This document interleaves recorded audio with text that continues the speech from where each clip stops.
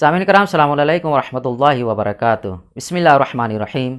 آج ہم آپ کے سامنے حضرت عبدالعظیم حسنی علیہ السلام کے سلسلے سے گفتگو جاری و ساری رکھیں گے۔ آپ علیہ السلام کی ولادت مبارک 4 ربیع الثانی 173 ہجری قمری میں سرزمین مدینہ منورہ بیت امام حسن مصطفیٰ علیہ السلام میں ہوئی۔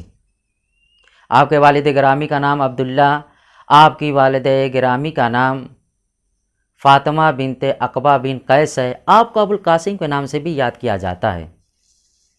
آپ کی پوری سوانح حیات 79 سال پر مشتمل ہے اور آپ 15 شوال المکرم 252 ہجری قمری میں سرزمین رے سے اس کائنات فانی کو الوداع کیا۔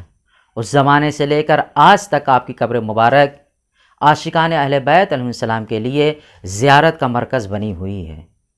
آپ کی سوانح حیات کو صاحب بن عباد نے اپنی کتاب اپنے رسالے میں کچھ اس طریقے سے تحریر کرتے ہوئے نظر آتے ہیں کہ جس میں آپ کے علمی مقام کو کچھ اس طریقے سے بیان کیا ہے کہ روایت کرتے ہیں کہ ابو حماد نے یہ عرض کیا کہ میں ایک مرتبہ امام علی نقی علیہ السلام کی خدمت عالیہ میں حاضر ہوا، ان کی زیارت کا شرف حاصل کیا اور ان سے کچھ حلال و حرام کے سلسلے سے اور کچھ مسئلے مسائل پوچھے جن کے جواب کو حاصل کیا، اور جب میں جواب حاصل کر چکا تو مولا کی خدمت میں خدا حافظ کے لیے کھڑا ہوا تو مولا نے مجھ سے اس وقت یہ ارشاد فرمایا کہ اے ابو حماد، جب تم اپنی زندگی کے مسئلے مسائل میں پھنس جاؤ، اس کی باریکیوں کو سمجھ نہ سکو، اس کے سوال کے جواب کو حاصل کر نہ سکو، فصل عنہ عبدالعظیم، تو تم اس کے بارے میں سوال کرو عبدالعظیم حسنی سے،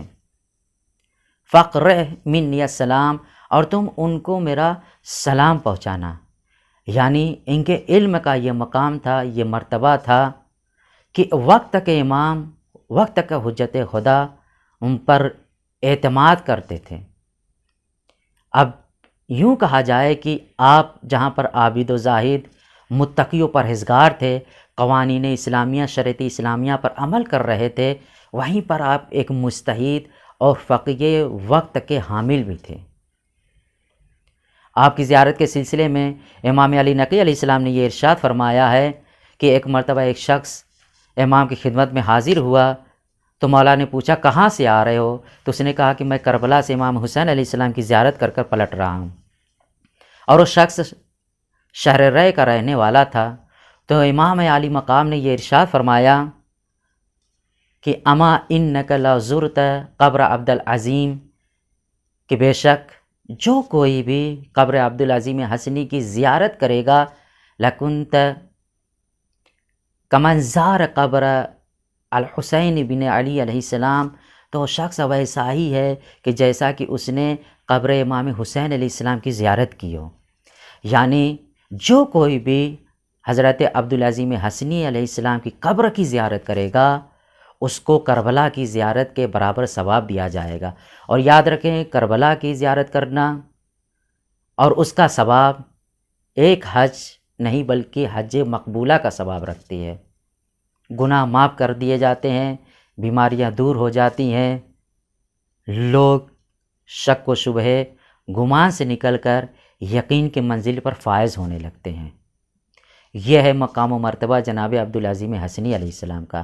لہٰذا ہمیں دعا کرتے رہنا چاہیے کہ خداوند متعال ہمیں ان کی سیرت پر عمل کرنے کی توفیق عنایت فرمائے۔ وآخر دعوانا ان الحمد للہ رب العالمین۔